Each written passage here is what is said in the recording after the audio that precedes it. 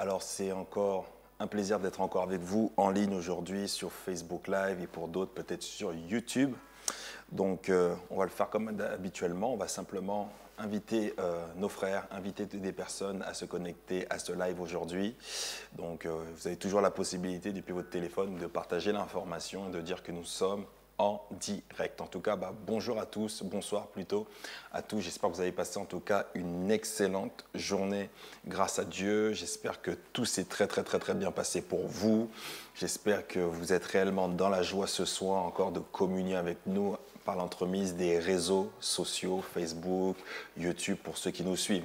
En tout cas, soyez réellement tous les bienvenus. Tu as la possibilité d'inviter ton frère, tu as la possibilité aussi d'inviter ta sœur et n'hésite surtout pas à le faire parce que plus tu partages, plus tu pourras simplement divulguer et faire avancer directement les informations. Ok, donc soyez en tout cas tous bénis en espérant que ceux qui viennent de se connecter, vous avez passé une bonne journée, en espérant que ceux qui sont connectés soient réellement en tout cas heureux d'être enfants de Dieu encore aujourd'hui. Amen. Donc en tout cas, soyez en tout cas tous bénis, invitez encore vos frères, invitez encore vos sœurs, ne soyez pas gourmands simplement pour vous. Vous avez la possibilité de partager l'information via Telegram, via Facebook, via n'importe quelle information, via SMS ou un appel. Prends le temps d'appeler simplement ton frère ou ta sœur, peut-être qu'il n'avait pas l'information, que nous sommes en live ce soir. En tout cas, soyez en tout cas tous les bienvenus. Donc la première chose que je vais faire, c'est simplement prier et remettre simplement ce lieu, cette atmosphère entre les mains du Seigneur. Père de grâce, Seigneur, je veux te remercier, Seigneur, pour la vie que tu m'accordes.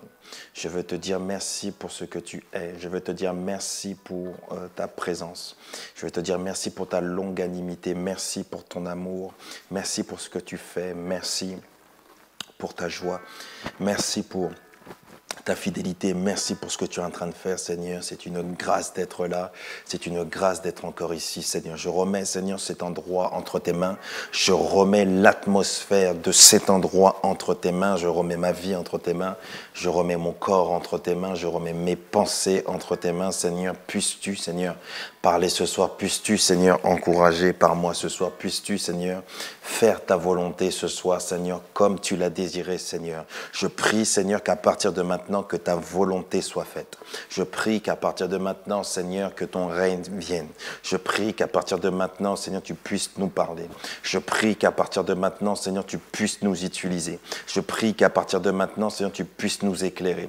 Je prie qu'à partir de maintenant, que ta volonté soit faite. Je prie qu'à partir de maintenant, que la parole de Dieu ne soit pas simplement écoutée, mais qu'elle soit mise aussi en pratique, Seigneur. Je prie, Papa, que tu puisses me donner la capacité ce soir, Seigneur, de pouvoir annoncer ta parole, de partager ta parole comme toi tu l'as désiré, Seigneur. Que ta volonté soit faite ce soir, Seigneur, Papa. Accorde-moi le courage, la force, l'onction, la capacité de pouvoir, Seigneur, faire ton œuvre comme toi tu l'as décidé, Seigneur. Seigneur, c'est toi qui as déclaré dans ta parole, Seigneur, que tu bâtiras ton église, Seigneur, Papa. Donc, c'est-à-dire que tu utilises des personnes, Seigneur, pour annoncer ta parole, pour que ton corps, Seigneur, Papa, soit bâti, Seigneur. Seigneur, je veux te rendre grâce, Seigneur, pour l'homme de la maison, Seigneur, l'ange de la maison, Seigneur, l'apôtre Pierre-Yves Chobot, Seigneur. Je te remercie, Seigneur, pour la grâce que tu as mise sur sa vie, Seigneur, et la grâce qui coule aussi sur nous, tous les autres pasteurs, Seigneur, et les autres fils et filles de la maison, Seigneur. Je veux te rendre grâce pour sa vie, Seigneur.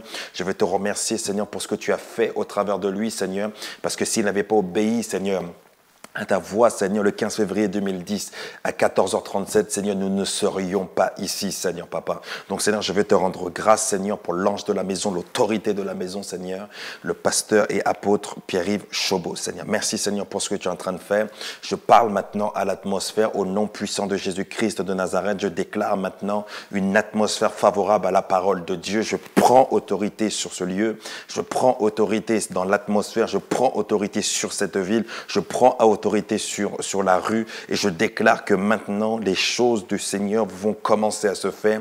Je déclare qu'à partir de maintenant un esprit de foi est communiqué. Je déclare qu'à partir de maintenant la vie est ici et nous déclarons que là où il y avait la mort, il y a la vie au nom de Jésus-Christ.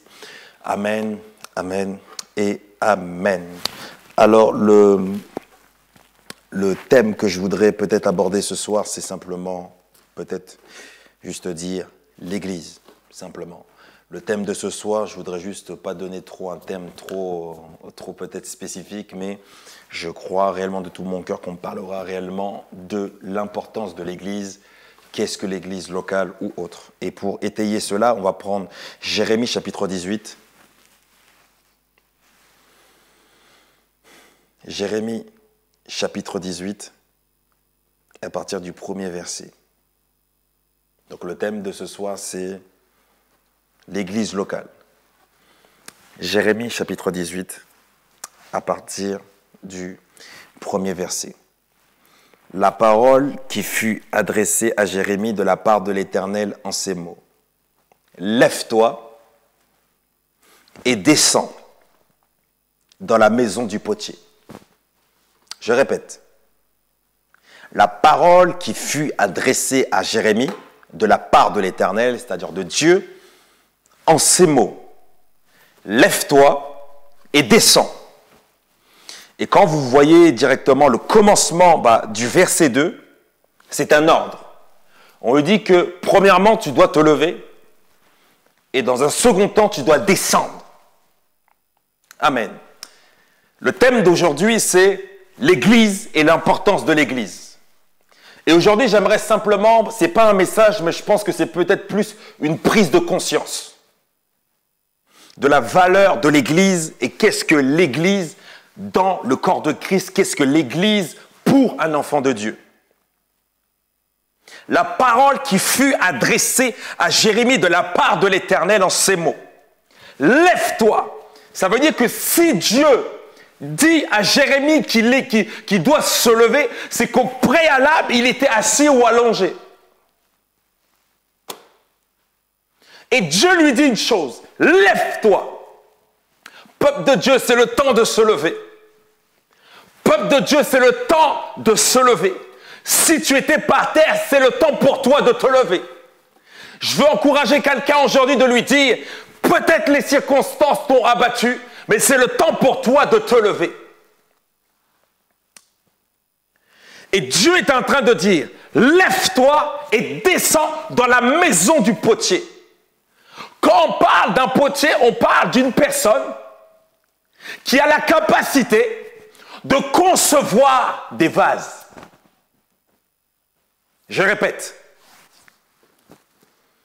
Lorsqu'on parle de potier, on parle de quelqu'un qui a la capacité de construire, de fabriquer, de concevoir des vases. Amen. Ok. Et Dieu dit à Jérémie, lève-toi de là où tu es, sors de ta circonstance, sors du lieu où tu es et descends dans la maison du potier. Et vous savez une chose, c'est que la maison du potier, c'est l'Église. La maison du potier, c'est l'Église. Et je suis venu rappeler à une personne, tu ne peux pas être un enfant de Dieu et que Dieu t'a donné une révélation de rester chez toi. Il se peut que pendant un petit moment, Dieu te met de côté peut-être, mais c'est pour retrouver une maison. C'est pour retrouver la maison du potier. C'est pour retrouver l'Église. Ouais. Et un homme disait ceci.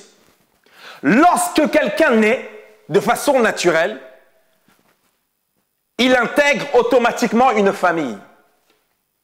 Lorsqu'un bébé vient sur la terre, si sa mère meurt ou son père peut-être meurt, quoi qu'il arrive, on va placer ce bébé ou cet enfant soit dans une famille d'accueil ou soit dans sa propre famille. Mais quoi qu'il arrive, lorsque quelqu'un naît de Dieu, lorsque quelqu'un est né de nouveau, lorsque quelqu'un devient chrétien ou un croyant ou un disciple de Christ, il est mis dans une famille. Et là, ce que vous voyez directement dans la parole, c'est que on parle de la maison du potier. Tout enfant de Dieu doit avoir sa maison. Tout enfant de Dieu doit avoir son endroit d'instruction. Tout enfant de Dieu doit avoir une famille spirituelle. Et ta famille spirituelle, pour la plupart d'entre nous, c'est la chapelle de la foi, mais il y a d'autres personnes, ça sera une autre église. Et vous voyez à chaque fois, c'est que quand Dieu parle, il emmène toujours les gens dans son temple, dans sa maison, dans son temple, dans sa maison, dans son église.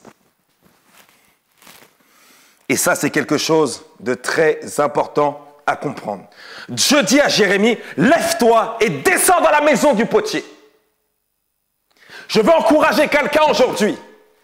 Quand les confinements s'arrêteront, lorsque les couvre-feux s'arrêteront, tu as pour ordre de la part du Seigneur de descendre dans la maison du potier. Et comme j'étais en train d'expliquer, c'est que la maison du potier, c'est un lieu où c'est la conception. C'est un endroit où on façonne des vases. Et c'est pourquoi dans la parole, il est écrit que dans une maison, il y a des vases de pierre ou d'argile, mais il y a des vases d'or, des vases d'honneur. Est-ce que vous êtes en train de comprendre ce que je suis en train de dire? Et quand je parle de la maison du potier, je parle du façonneur. Quand je parle de la maison du potier, je parle de la personne qui te conçoit. Et cette personne, c'est Dieu. Le potier, c'est Dieu. Le potier, c'est la personne qui a la capacité de te prendre entre ses mains et de te travailler. Mais on va y revenir. Et regardez ce qui est écrit. À la fin du verset 2. Lève-toi et descends dans la maison du potier. Là, je te ferai entendre mes paroles. Et quand on parle de cela avec l'accent, on parle d'un lieu. Ah. Aïe, aïe, aïe, aïe, aïe, aïe, aïe, aïe, aïe. Est-ce que je peux encore entrer dedans? Ouais. Dieu dit à Jérémie, lève-toi, va dans la maison du potier. Et là, dis avec moi là, c'est là que je te ferai entendre mes paroles. Je suis venu dire à une personne aujourd'hui, Dieu utilise toujours l'Église pour faire entendre sa voix. Et notre apôtre, le Pierre Ichobo, notre apôtre, notre père spirituel, a dit quelque chose de très fort. C'est que Dieu, en fait, qu'est-ce qu'il fait? Il aime toujours rassembler son peuple pour parler à son peuple.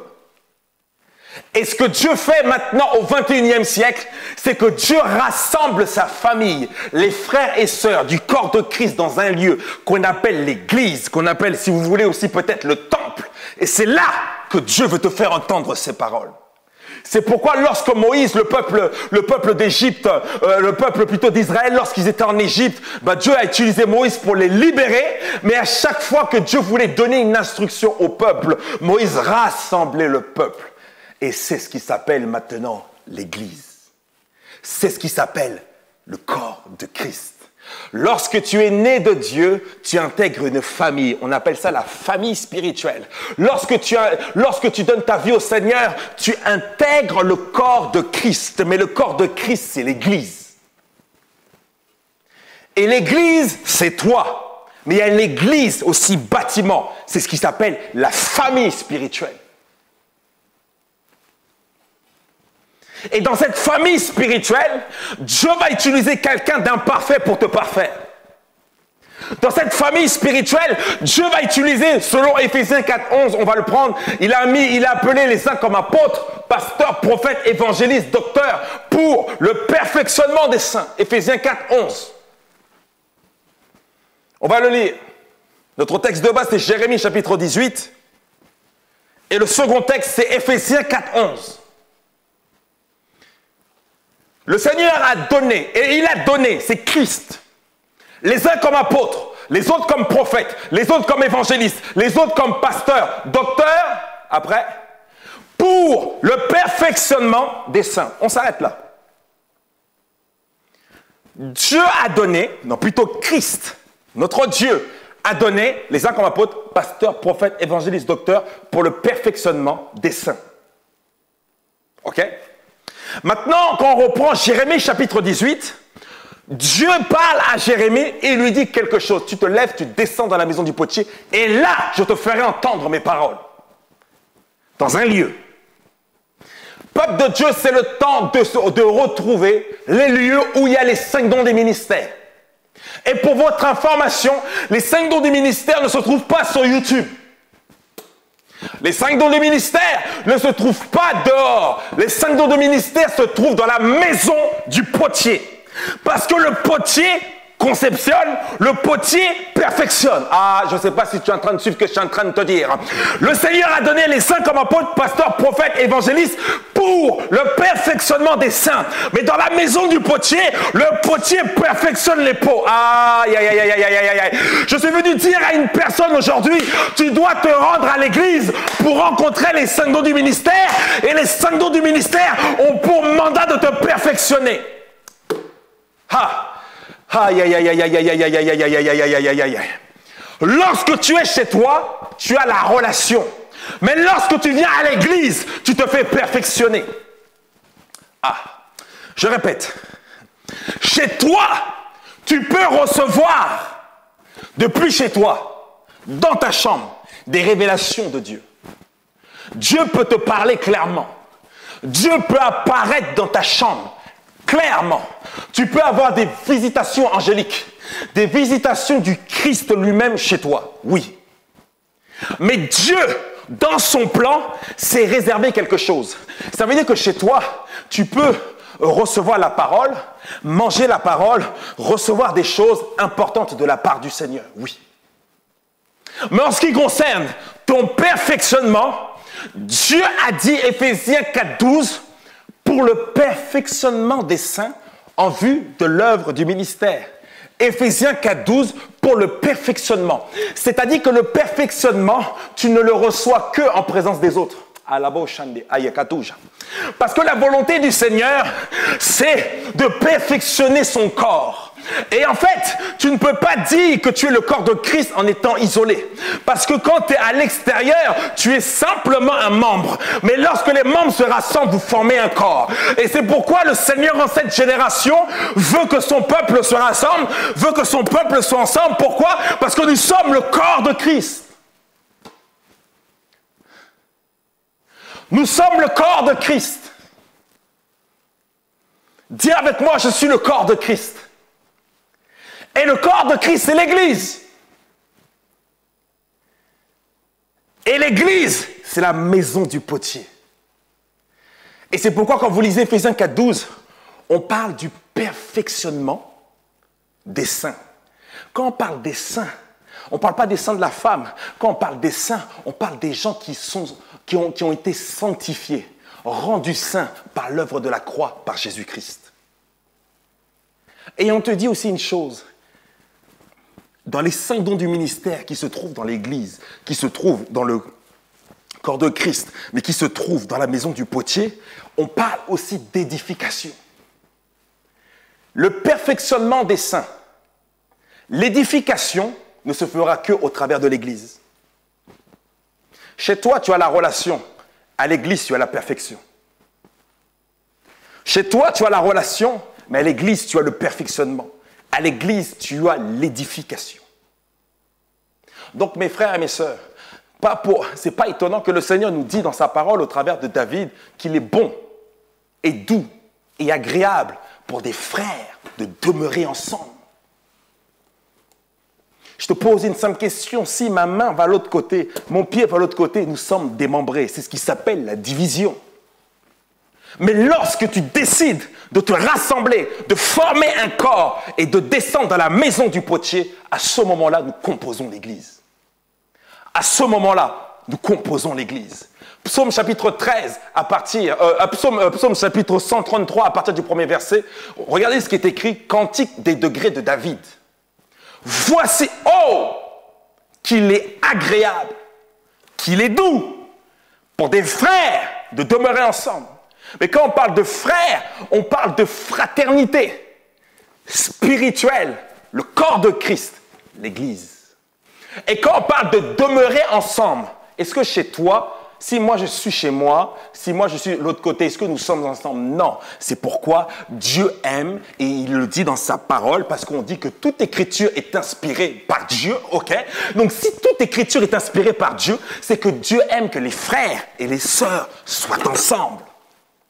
Et comment ils peuvent être ensemble? Par la communion fraternelle. Et comment tu peux avoir la communion fraternelle? C'est dans l'Église. Chez toi, tu as la communion avec Dieu. Mais dans l'Église, tu as la communion avec tes frères. Et le Seigneur déclare que là, Si 2 sur la terre demandent quelque chose en son nom, le Seigneur il a dit qu'il l'accorderait. Mais là où 2 ou 3 sont assemblés en mon nom, je suis au milieu d'eux. Le Seigneur est au milieu de nous à l'église. Ouais, à l'église. On va reprendre notre texte de base, Jérémie chapitre 18, verset 2. Jérémie chapitre 18, à partir du verset 2. Lève-toi et descends dans la maison du potier. Là, je te ferai entendre mes paroles. Ça veut dire qu'en fait, je répète, est-ce que Dieu pouvait parler à Jérémie autre part que dans la maison du potier? Oui. Mais pourquoi Dieu a tenu que Jérémie se déplace de chez lui, que Jérémie sorte de sa zone de confort et il lui dit que c'est là que moi je te ferai entendre mes paroles? C'est qu'au travers de ça, il y avait un secret.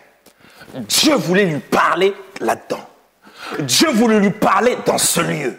Dieu voulait lui révéler des choses dans ce lieu. Il a dit, lève-toi, descends dans la maison du potier, et là, je te ferai entendre mes paroles. J'aimerais te dire une chose. C'est pourquoi la Bible déclare que l'ange, il y avait des anges pour les 7 églises. L'ange de l'église de Thyatire, de Sperme, de plusieurs églises. L'ange de Philadelphie, de plusieurs endroits. Dieu parlait toujours au travers de l'église. La Bible déclare qu'en Actes des Apôtres, c'est écrit qu'ils persévéraient dans la communion fraternelle. Ils étaient ensemble. Il y avait les églises de maison, ils étaient ensemble. Ils étaient rassemblés. C'est le rassemblement des rachetés. L'église, c'est le rassemblement des rachetés. Quand on parle d'un racheté, c'est quelqu'un qui a été racheté à un grand prix. Et qui t'a racheté à un grand prix? C'est notre Dieu par l'entremise de notre Seigneur Jésus.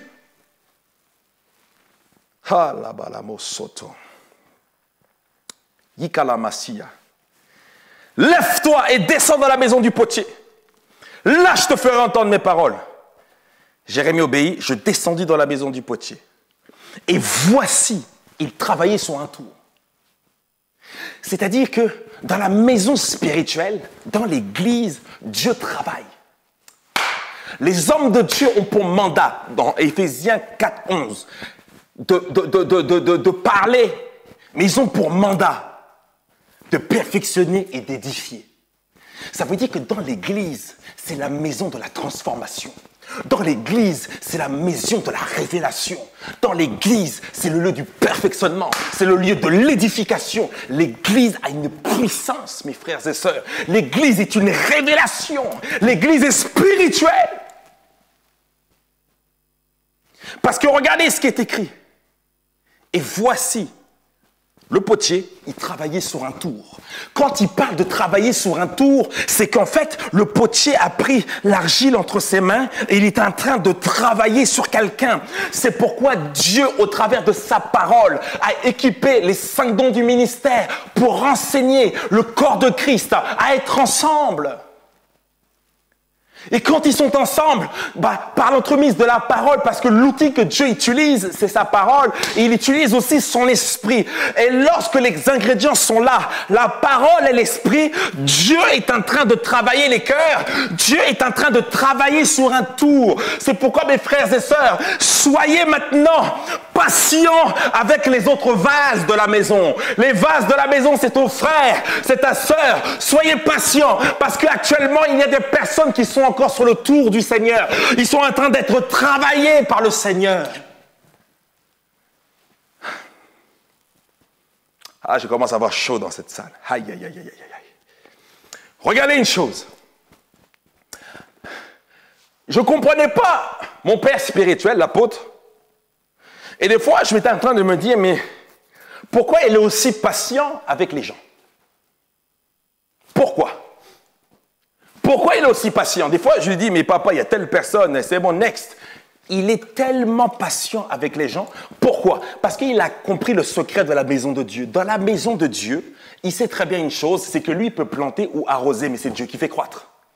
C'est-à-dire que dans la maison de Dieu, Dieu utilise ça. Il rassemble le peuple de Dieu. Il rassemble le corps de Christ. Une fois qu'ils sont ensemble, le Seigneur, au travers de son Esprit Saint, parle à quelqu'un, au leader, à l'apôtre, ou après aux autres pasteurs aussi, et il envoie la parole, et la parole part en mission. Et quand on parle que la parole part en mission, c'est le moment où le potier est en train de travailler sur un tour. Et c'est-à-dire que mon père avait la capacité de voir une personne qui était actuellement dans le cheminement du travail sur le vase, sur le travail de la personne, sur le travail de cela. Et quand la parole est en train de travailler sur un tour, ça veut dire qu'en fait, même si le gars était méchant, il est en train d'être transformé. C'est pourquoi le leader n'a pas la même vision que les autres. Le leader n'a pas la vision de la brebis. La brebis arrive à voir simplement vers le sol. Oh, moi, en tout cas, je vois simplement un peu l'herbe qui est ici. Je vois simplement un peu l'herbe qui est là. Mais le berger a la capacité de voir au loin. C'est pourquoi, des fois, j'aimerais simplement vous dire, ne venez pas contester les choix du pasteur. Parce que le pasteur, notre apôtre, notre visionnaire, celui qui a été établi par le Seigneur, celui qui est le porteur de la vision et dans lequel nous sommes en train d'aider à porter cette vision, il voit le pâturage, il voit beaucoup plus loin que nous, la plupart d'entre nous. Donc c'est pourquoi j'aimerais vous dire une chose. C'est vrai que nous sommes égaux devant Dieu, chacun d'entre nous, mais nous n'avons pas tous les mêmes responsabilités. Et dans le corps de Christ et dans une maison, il y a de l'ordre. De l'ordre. C'est pourquoi dans chaque maison, il n'y a pas de maître, il n'y a pas de chef. Il y a un chef, c'est le papa. Le papa est très important, la maman est très importante, est-ce que vous comprenez? Mais celui qui est là pour protéger la maison, celui qui a la vision, c'est le papa. C'est le chef de famille. Bien que la femme est en mission avec lui, bien que la femme est sa côte, bien que la femme est là pour aider, les deux sont très importants, mais dans une maison, il y a un chef, et le chef, c'est le papa. Est-ce que vous comprenez? Et c'est pourquoi que dans chaque église, il n'y a qu'une seule tête. La tête numéro 1, c'est Christ. Mais Christ a délégué son autorité à un visionnaire. C'est pourquoi du temps de Moïse, Moïse était seul leader. Il était soutenu par d'autres soldats. David était le seul leader, mais soutenu par d'autres soldats. Et nous qui composons l'église, nous sommes les soldats, les vaillants soldats du visionnaire. Et nous, en tant que vaillants soldats, nous avons une mission dans ce que nous sommes en train de faire. Et Dieu nous en demandera compte. Et c'est quelque chose de très important. C'est pour ça que je dis que notre père spirituel, l'apôtre Pierre-Yves Chauveau, a une vision que nous n'avons pas encore. Il voit des personnes qui sont encore sur le travail du potier. Il arrive à voir des personnes, il arrive à voir le potentiel. Lorsque toi, tu vois que le gars, il est bon à la poubelle, il a la vision de voir. Mais attends, tu ne sais pas, tu ne sais pas ce que moi je vois. Moi je le vois, il est encore entre les mains du Saint-Esprit. Il est encore entre les mains de la parole. La parole est en train de le transformer. Oui, mais pasteur, tu vois pas que le gars est comme ça. Ah, il est en train d'être travaillé. Oui, mais pasteur, tu n'as pas vu que ce gars-là est un impuni. Ah, il est en train d'être travaillé. Mais tu n'as pas vu son caractère. Il est en train de travailler. L'église est le lieu du potier, l'église est la maison du potier, l'église est le lieu de la transformation. Et l'église est la vitrine aussi. Quand je parle d'une vitrine, c'est ceci. Tu seras témoin de la transformation de ce vase. Tu seras témoin de la transformation de ton frère, de ta sœur. Et quand ce frère va être mis en vente, et quand on parle de vente ou exposé, c'est que ce frère sera prêt. Et quand il partira dans le monde, il sera équipé de la parole, de la maturité spirituelle. Et il gagnera les âmes, il touchera les personnes. C'est la maison du potier. C'est pourquoi ceux qui ratent les cultes ratent le moment de l'édification et du perfectionnement. Ceux qui ratent les cultes ratent une chose, la communion fraternelle. Un chasse 1000, deux chasse 10 000. C'est-à-dire que la force spirituelle rassemblée, nous sommes une autorité et nous sommes une domination, nous sommes une délégation royale ensemble. Alléluia. Est-ce que tu peux dire, Seigneur, gloire à Dieu pour l'Église? Et regardez verset 4. Le vase qu'il faisait. Et quand on parle qu'il faisait, on parle du potier. Et le potier, c'est qui? C'est Dieu, c'est le Saint-Esprit, c'est Jésus. Parce que c'est lui qui fait croître. C'est pourquoi la Bible déclare, je ne sais plus dans quel passage, on dit qu'il y avait Apollos et Paul, il y en avait un qui plantait, il y en avait un qui a arrosé. Mais au final, quoi qu'il arrive, que tu prennes le camp de Paul ou d'Apollos, que tu prennes n'importe quel camp, c'est Dieu qui fait croître. Et quand on parle de la personne qui fait croître, c'est le potier. Et celui qui fait croître, c'est le potier. Et le potier, c'est qui? C'est Dieu lui-même. Et on dit qu'à partir du verset 4, le vase qu'il faisait ne réussisse pas. N'accuse pas ton frère, mon frère, ma sœur. N'accuse pas ta sœur. Sous prétexte qu'actuellement il n'est pas encore fini. Ne l'accuse pas. N'accuse pas ton frère, ta sœur qui a un mauvais langage, un frère qui a un mauvais caractère, parce qu'il est entre les mains du Seigneur. Si ce frère ou cette sœur vient avec la révélation de se dire que chez moi j'ai la relation avec Dieu, j'ai la communion avec Dieu, mais quand je viens à l'église, je viens pour mon perfectionnement, je viens pour mon édification, c'est que Dieu est au contrôle, Dieu est en train de le travailler et des fois ça prend du temps. C'est pas à toi de décider en combien de temps tu seras fait, c'est Dieu au travers de son plan. Donc ne négligeons pas l'église. Si tu négliges quelqu'un de l'église, tu es en train de négliger le potier qui est en train de faire quelqu'un A. Si tu négliges l'église, tu es en train de négliger la personne qui est en train de le travailler. Et la personne qui est en train de le travailler, c'est Christ.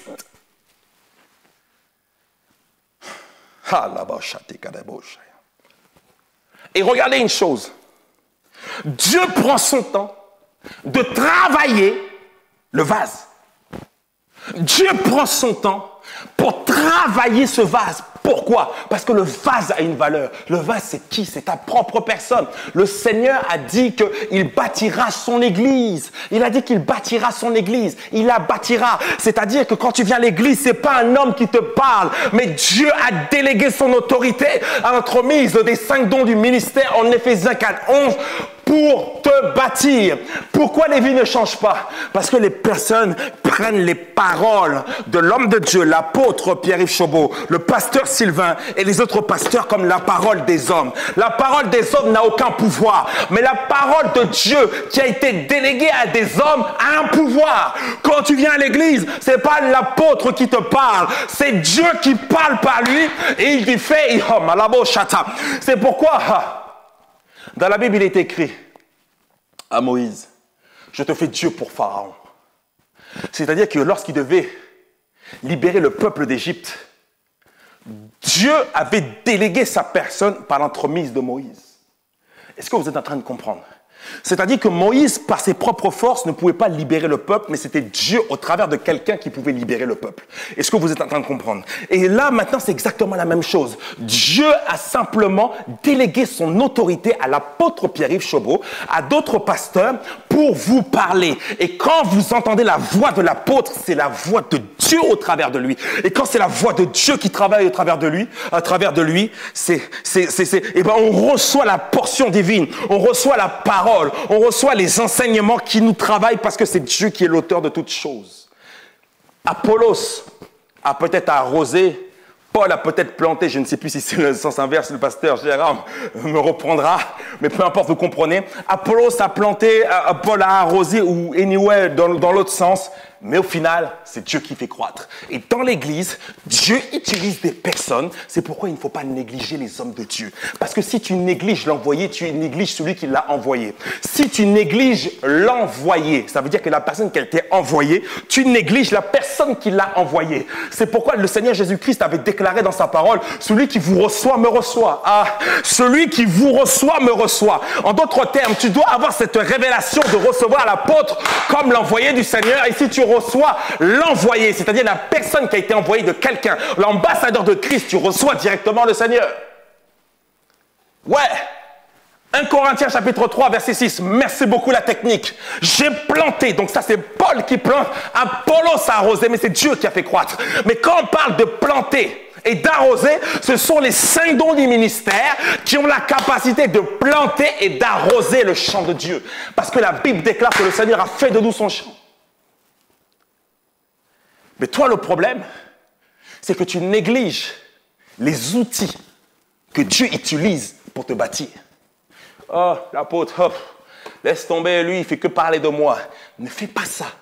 Parce que sûrement l'apôtre est peut-être sûrement un planteur. Le pasteur Sylvain est sûrement celui qui arrose.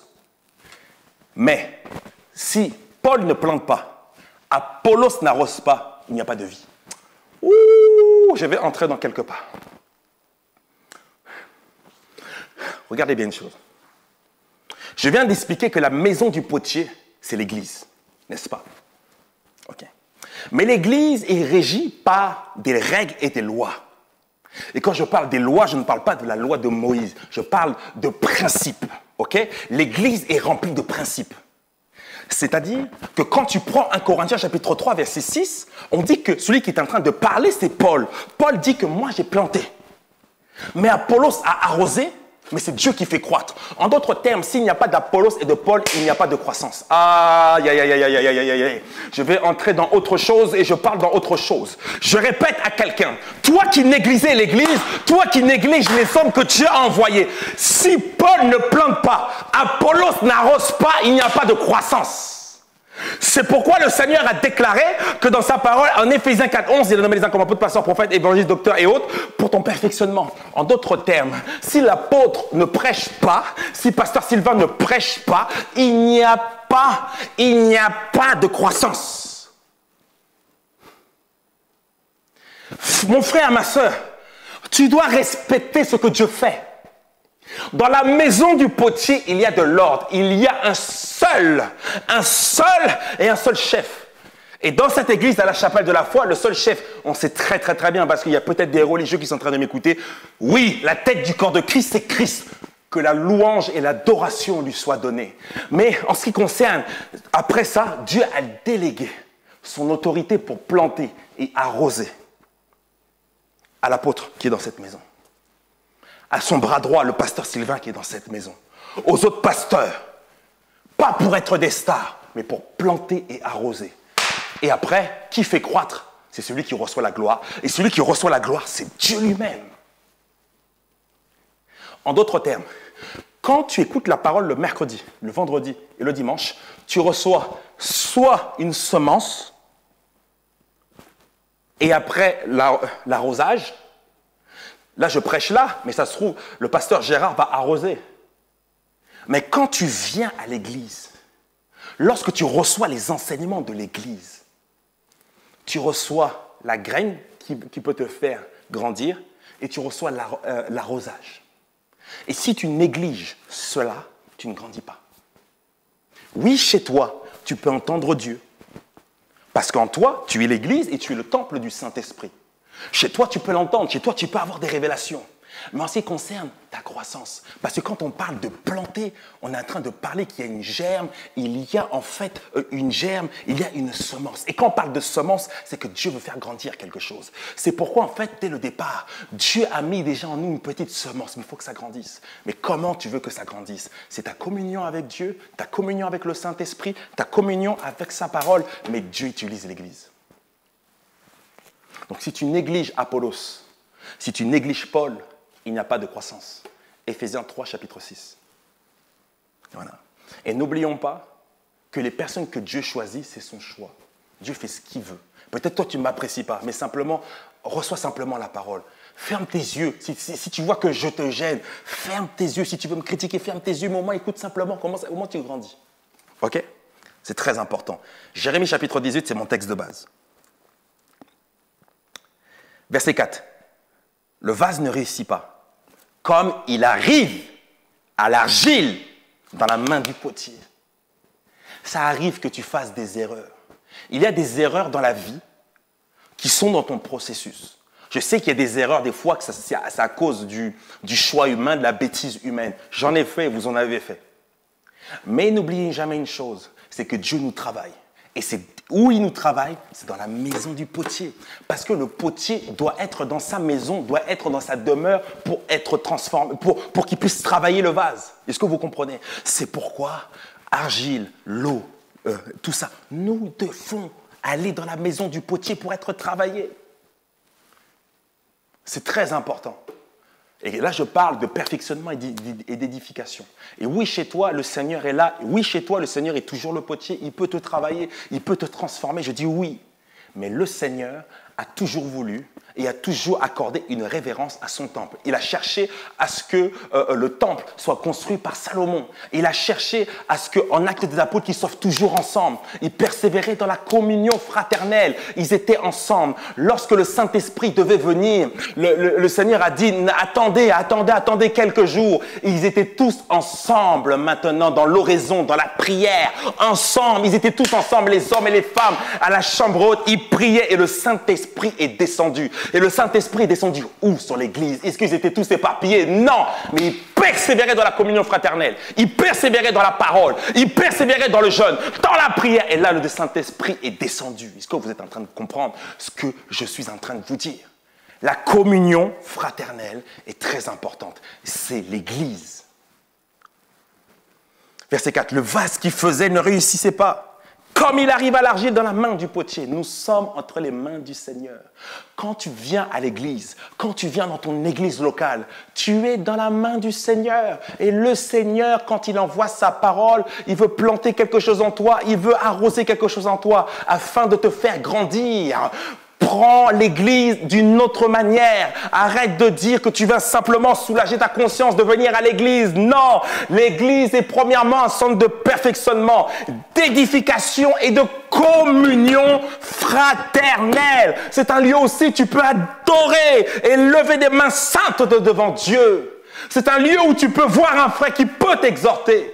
C'est à l'église. Mais si tu es isolé chez toi, tu peux déprimer. Mais la force de l'église, c'est l'unité, être ensemble. C'est dans l'église que tu peux pardonner quelqu'un. C'est dans l'église que tu peux faire un cadeau à quelqu'un. C'est dans l'église où tu peux entendre quelqu'un qui va te dire « Écoute, peu importe ton problème, je peux prier pour toi. » J'aimerais vous dire une chose, ce n'est pas, et je vous dis une chose, c'est peut-être que simplement des individus peut-être qui représentent peut-être 10% qui vous ont fait dégoûter l'église. Mais aujourd'hui, je suis venu vous redonner goût à l'église, redonner goût à la communion fraternelle. Ouais, la communion fraternelle. Ensemble dans la maison du potier. Ensemble nous réussirons. Ensemble nous avancerons. L'importance de l'église. L'importance de l'église. Regardez, on va prendre Agé, le livre de Agé. Je termine bientôt. Il me reste quelques minutes. Le livre de Agé. Agé. Non, je n'ai pas dit que tu es âgé. J'ai dit Agé. Le livre de Agé. Le livre de Agé. Chapitre 1. Agé, chapitre 1. À partir du premier verset. La seconde année du roi Darius, le premier jour du 6e mois, la parole de l'Éternel fut adressée par Agé, le prophète, à Zorobabel, fils de Jethiel, gouverneur de Juda, à Josué, fils de Jotzatak, le grand sacrificateur en ces mots. Ainsi parle l'Éternel. Écoutez ce qui est écrit. Et ça, c'est la voix actuellement diabolique de l'enfer qui est en train de se dire. Écoutez bien. Ainsi parle Dieu, Yahvé Jireh, Yahvé Sabaoth, Dieu, le Saint-Esprit. Verset 2, écoutez bien. Ce peuple dit, ça veut dire que Dieu entend. Ce peuple est en train de dire, et ça c'est le 21e siècle, le temps n'est pas revenu de rebâtir la maison de l'Éternel. Le temps n'est pas venu de revenir à l'église. Le temps n'est pas venu d'être ensemble. Descends. C'est pourquoi la parole de l'Éternel fut adressée. Écoutez bien, on remonte au deuxième verset. Je vais bien insister pour terminer mon message avec ça. Écoutez bien ceci.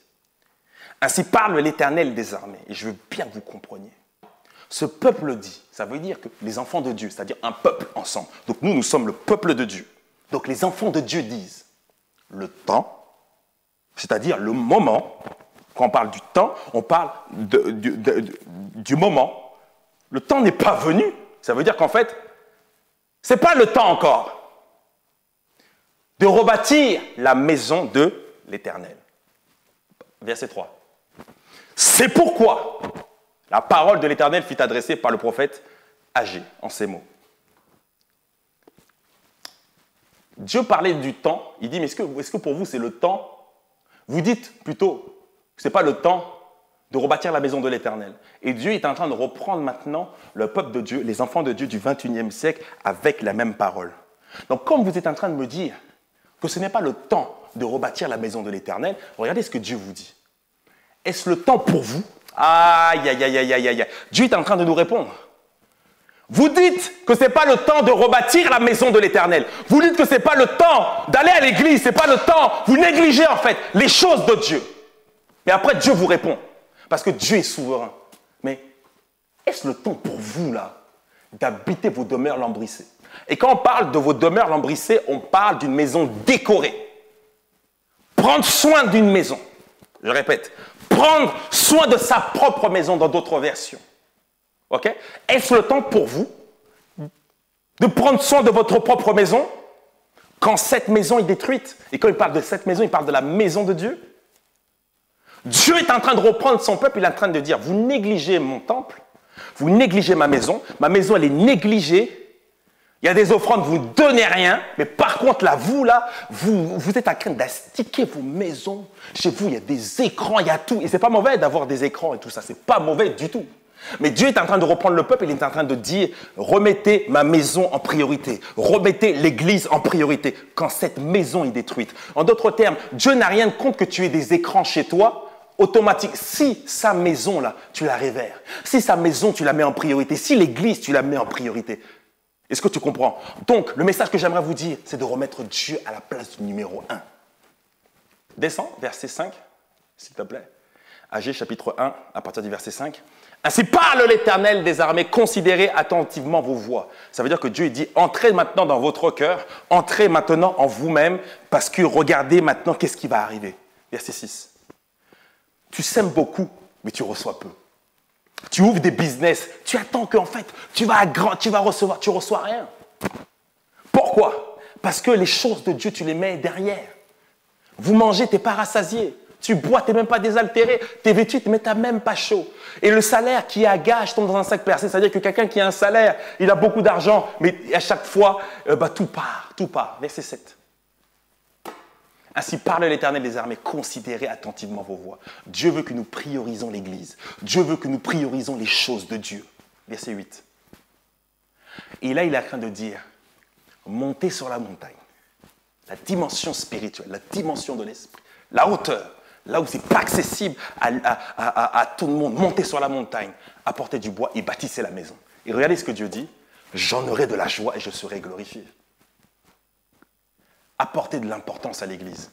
Apportez de l'importance, pas simplement à l'Église, mais aux choses de Dieu, à la prière, aux jeunes, à la parole de Dieu, à votre communion avec Dieu, mais à l'Église aussi. Il a dit, j'en aurai de la joie et je serai glorifié. L'autre verset, s'il y en a un autre. Regardez ce qu'il a craint de dire. Vous qui négligez la maison de Dieu, vous comptiez beaucoup, mais vous avez eu peu. Vous l'avez rentré chez vous, c'est-à-dire vous avez pris votre semence, vous avez pris votre récolte, vous l'avez mis chez vous. Mais Dieu, il a dit, moi j'ai soufflé dessus. Pourquoi, dit l'Éternel des armées? À cause de mon grand écran. Non. À cause de ta relation avec... Non, il a dit à cause de ma maison. Dieu souffle sur toute chose parce qu'en fait on néglige sa maison, la maison de Dieu, l'Église. Pourquoi? À cause de ma maison qui est détruite, tandis que vous vous empressez chacun pour vos propres maisons. Et quand Dieu donne l'ordre d'être ensemble, il dit, mais montez sur la montagne. Et maintenant, bâtissez. Mais ce n'est pas bâtisser tout seul, mais c'est d'être ensemble. Et là, il parle encore de la communion fraternelle. Waouh! Parce que quand Dieu dit, tu bâtiras l'endroit, il ne parle pas simplement à un individu. Il peut donner la vision à quelqu'un. C'est pour ça qu'il a donné la parole à Zorobabel. Il a donné la parole au prophète Agé. Mais c'était pour qui? Pour le peuple. À chaque fois, même dans l'Ancien Testament, Dieu parlait au peuple. Et maintenant, Dieu parle plus simplement au peuple. Il parle à son Église. Il parle à ses enfants. Quand Dieu avait suscité Gédéon, c'était pour libérer son peuple. Quand Dieu avait suscité Moïse, c'était pour libérer son peuple. Ce n'était pas un individu. Il utilisait quelqu'un pour sauver les gens. C'est pourquoi, de la même manière qu'il avait utilisé Gédéon, de la même manière qu'il avait utilisé Moïse, Dieu a utilisé Jésus pour sauver ses enfants. Il avait sauvé sa création, l'Église. Verset 10. C'est pourquoi les cieux vous ont refusé la rosée et la terre a refusé ses produits. C'est pourquoi des fois tu as l'impression que ta vie ne change pas. Tu penses que c'est Satan qui est là. Non, ce n'est pas à cause de Satan.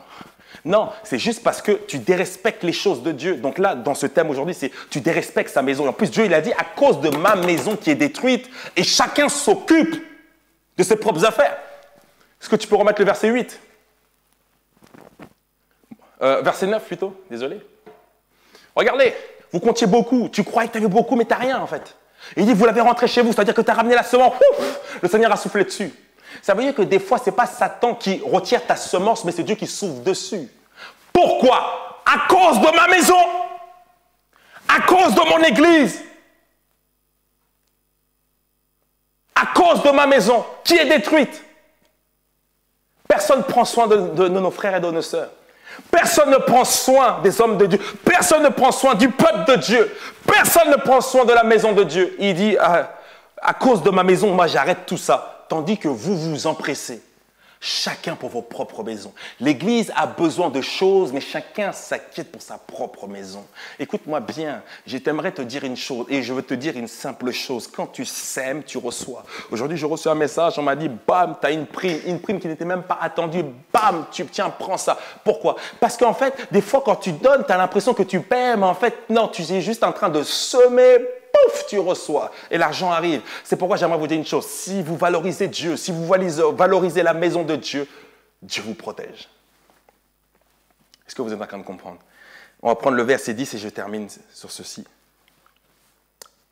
Juste rapidement le verset 10 et je termine en 1 minute. Verset 10. C'est pourquoi les cieux vous ont refusé la rosée et la terre refuse ses produits. Dernier verset. Et il a appelé la sécheresse. Et vous avez vu, vous lirez directement le reste. Vous lirez directement le reste. Valorisons l'Église. Seigneur, je veux simplement te remercier pour ta parole. Je veux te remercier pour tout ce que tu as fait. Merci pour l'enseignement. Merci, Seigneur, parce que ton peuple va revaloriser la maison de Dieu et tes affaires, Seigneur. Seigneur, tu as dit qu'à cause de ma maison qui est détruite, j'ai soufflé sur tout ça parce que chacun s'occupe de ses propres affaires. Je prie au nom de Jésus-Christ que chacun d'entre nous, nous puissions valoriser l'Église dans le nom puissant de Jésus-Christ de Nazareth. Amen. Amen et Amen. Donc n'oubliez pas que vous avez la possibilité de semer de différentes manières par virement bancaire. Vous avez la capacité de donner aussi via PayPal ou Western Union ou en présentiel le dimanche. Donc n'oubliez pas, si vous voulez toutes les informations sur l'Église, vous allez sur les réseaux sociaux, sur l'Instagram, le Facebook de la Chapelle de la Foi, vous avez toutes les informations. Et n'oubliez pas que vous avez encore la possibilité de semer par Western Union, virement bancaire, PayPal. Et voilà, donc en tout cas, ne manquez pas simplement nos événements. On se retrouve directement dans nos prochaines réunions, soit en ligne ou soit en présentiel, tous les dimanches. Que Dieu vous garde et que Dieu vous bénisse.